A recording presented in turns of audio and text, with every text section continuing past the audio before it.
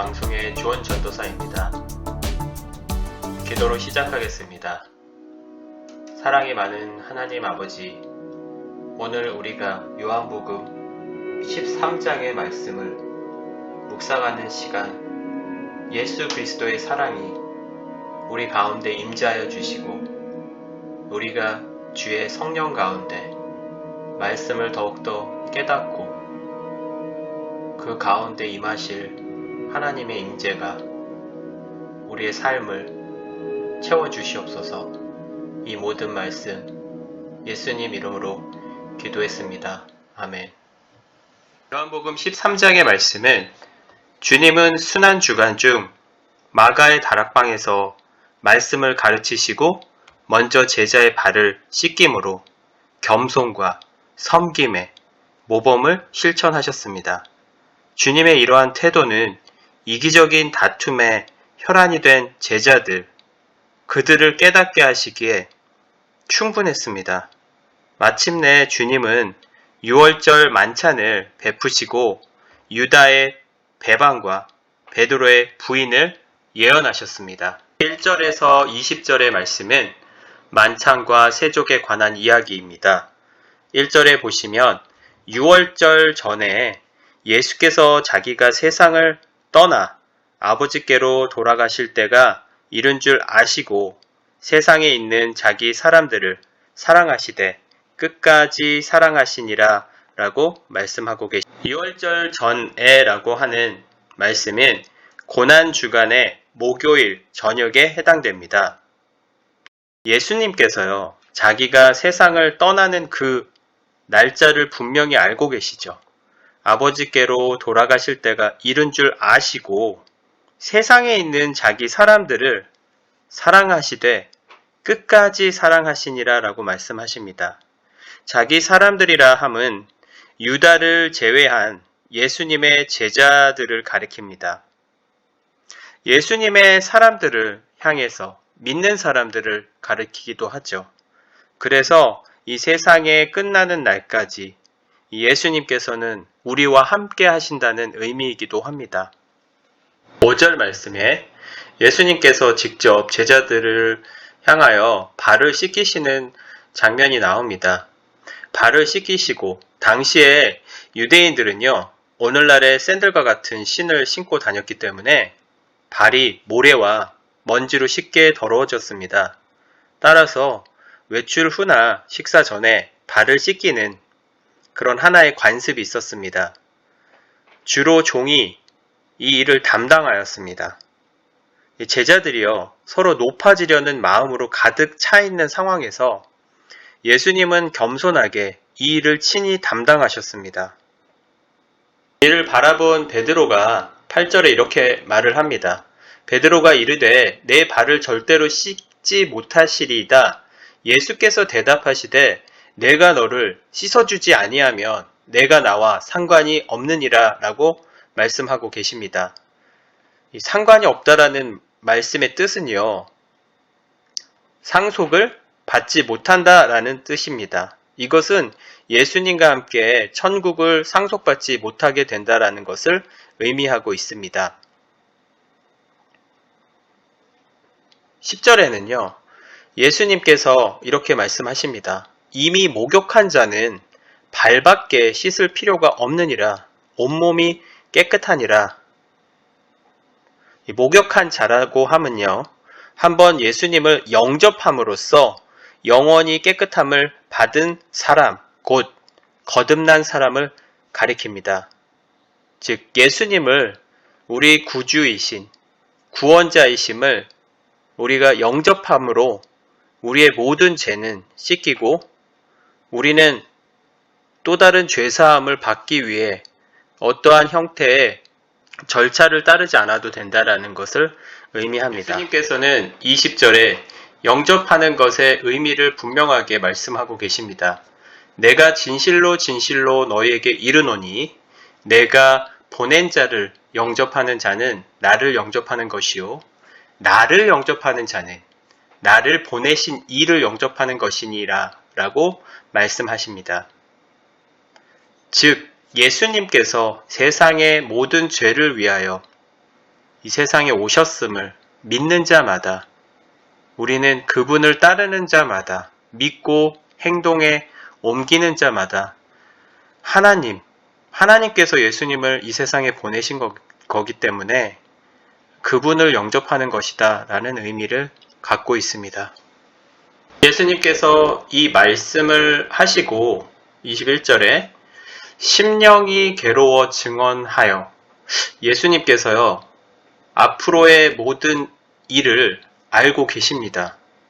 무슨 일이냐면 이르시되 내가 진실로 진실로 너희에게 이르노니 너희 중 하나가 나를 팔리라 하시니. 그러니까 예수님께서 십자가에 못 박혀 돌아가실 그 죽음에 관한 마지막 때를 말씀하시는데, 예수님을 따르는 제자 중 하나가 배반한다는 것을 예언하고 계십니다. 그래서 21절에서 30절의 말씀은 가룟 유다의 배반을 예언하고 계십니다. 예수님은 이것을 알고 계셔서 미리 다 알고 계시지만 예수님의 마음은 심령까지도 괴로워하시는 모습을 볼 수 있습니다. 얼마나 마음이 아프셨으면 심령이라는 표현을 하시며 괴로워하셨는지 우리는 이 말씀을 통해서 예수님의 마음을 알 수 있습니다. 우리 마음속에는 이런 생각이 들 수 있습니다. 예수님을 따르던 제자 중 하나인 가룟 유다가 불쌍하게도 예수님을 배반하게 되는데 그 이유가 도대체 무엇일까라고 생각할 수 있는데요. 지난 시간에도 묵상한 말씀 가운데서 요한복음 12장 6절에 이렇게 말하고 있습니다. 그는 도둑이라 돈계를 막고 거기 넣은 것을 훔쳐가미려라. 유다는 지금 돈계를 맡은 그런 직분을 가지고 있습니다. 그 가운데서 유다가 돈을 훔치는 그런 모습을 볼 수 있었고요.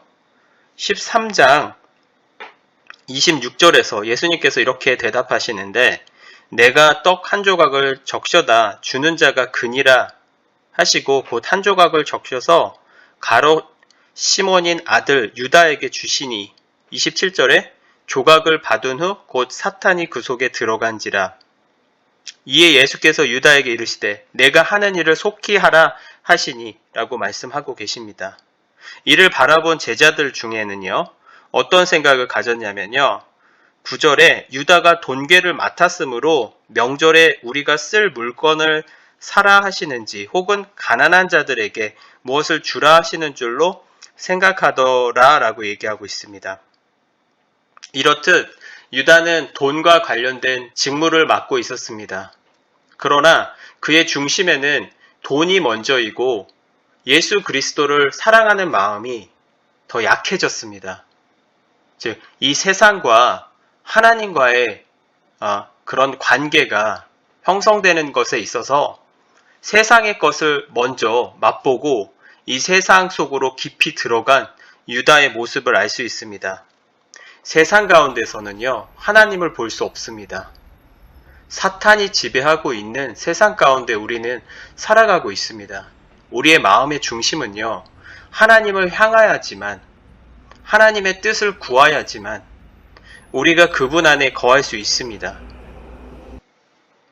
우리는 돈에 관해서 성경에서 말씀하고 계시는 것을 알 수 있습니다. 디모데전서 6장 10절의 말씀에는 돈을 사랑함이 일만하게 뿌리가 되나니 이것을 탐내는 자들은 미혹을 받아 믿음에서 떠나 많은 근심으로써 자기를 찔렀도다 라고 말씀하고 있습니다. 돈을 사랑하게 되면요, 그 가운데 탐하는 나의 욕심, 욕망, 이 모든 갈증들을 내가 채우기 위해서 열심히 살아가지만 결국에는 그 미혹을 받아서, 그리고 우리 마음은요, 돈에만 집중하다 보면 하나님을 바라볼 수도 없고 믿음에서 떠나게 된다는 그런 의미를 지니고 있습니다. 디모데후서 3장 2절에는요. 사람들이 자기를 사랑하며 돈을 사랑하며 자랑하며 교만하며 비방하며 부모를 거역하며 감사하지 아니하며 거룩하지 아니하며 이런 말씀이 있습니다. 돈을 사랑하게 되면 사람의 마음적, 심적인 상태와 어떠한 행동을 보여주는지 알 수 있습니다. 돈을 사랑하면요, 자랑을 하게 되고요.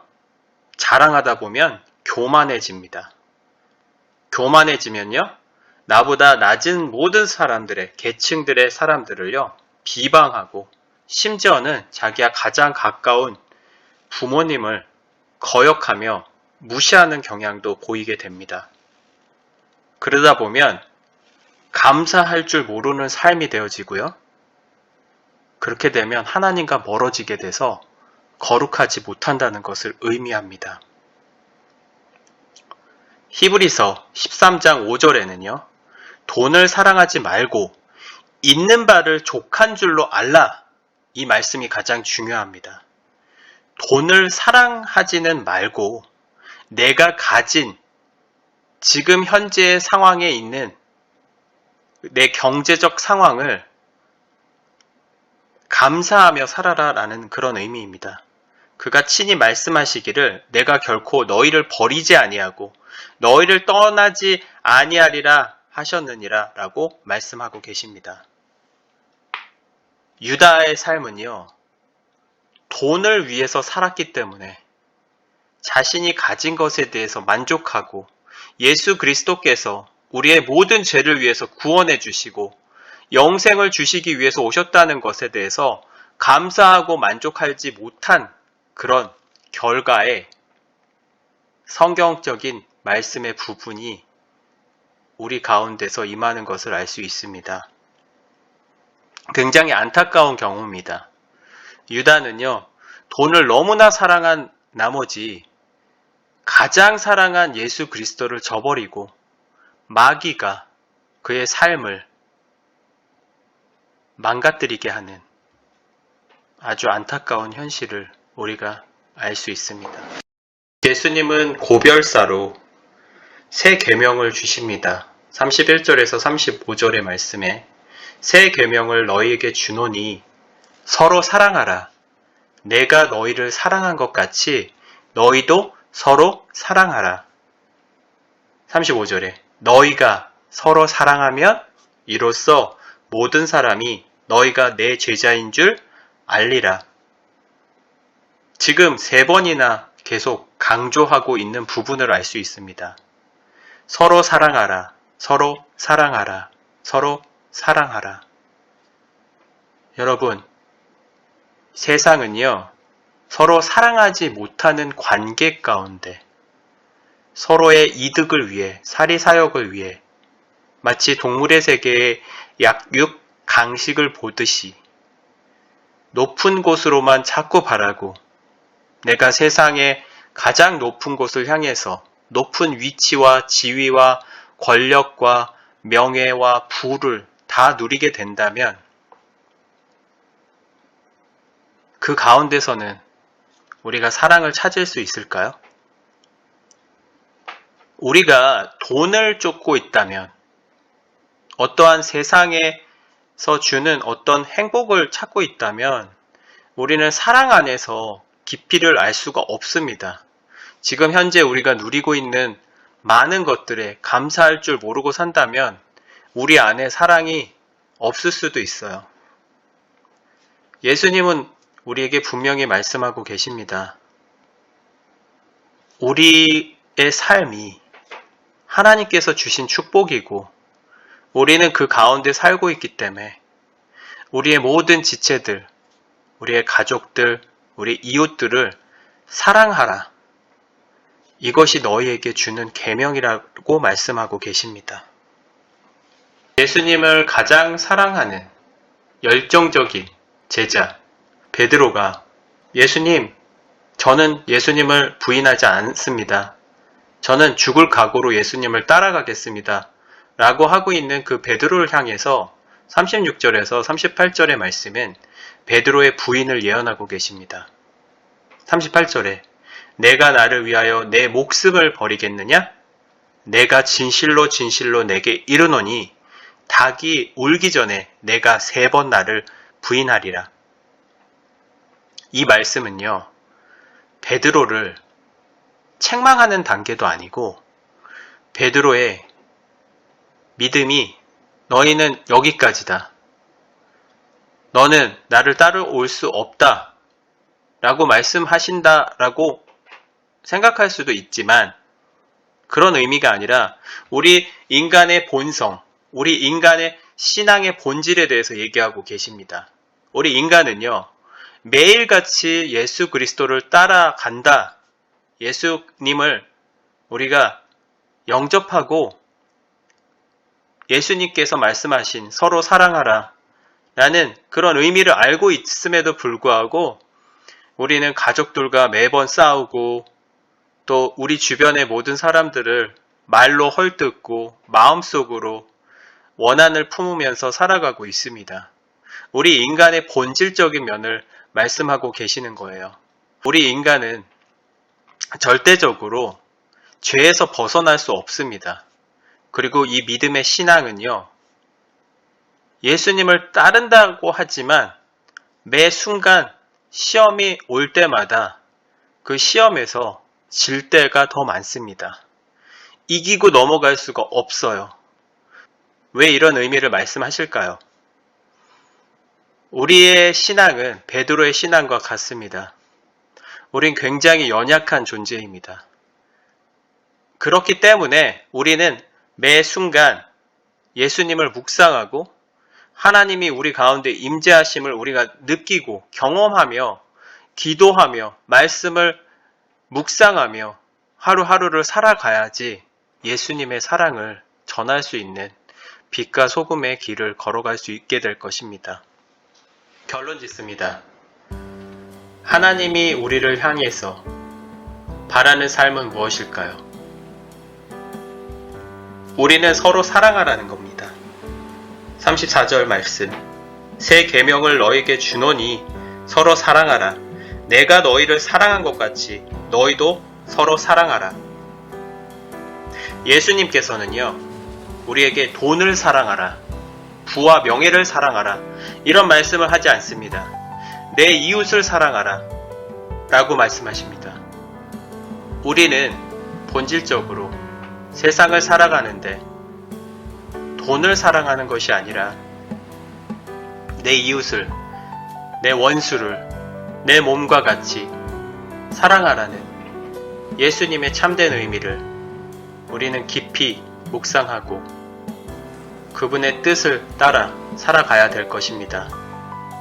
그리고 내게 주어진 지금 삶의 환경, 이것은 얼마나 감사하게 하나님께서 주신 나에 대한 복인지 그것을 감사하고 지금 있는 자리에서 내 가족과 내 친구와 내 이웃과 동료들을 사랑하는 마음으로 대하신다면 우리의 삶은 이보다 더 좋은 삶을 살 수 없게 될 것입니다. 영화 대사 중에 하나가 생각이 나는데요. Pay forward라는 말이 있습니다. Pay it forward.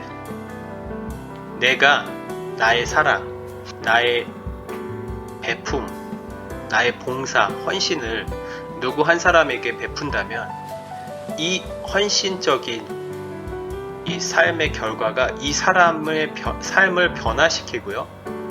그 변화된 삶으로 살아가는 이 사람이요. 또 다른 사람들을 향해서 헌신과 봉사와 자비와 이런 것들을 베풀면서 이 온 세상이 정말 주님의 나라가 된다는 그런 의미가 있습니다. 우리의 삶도 하나님이 바라보시는 것이 이것이 아닐까요?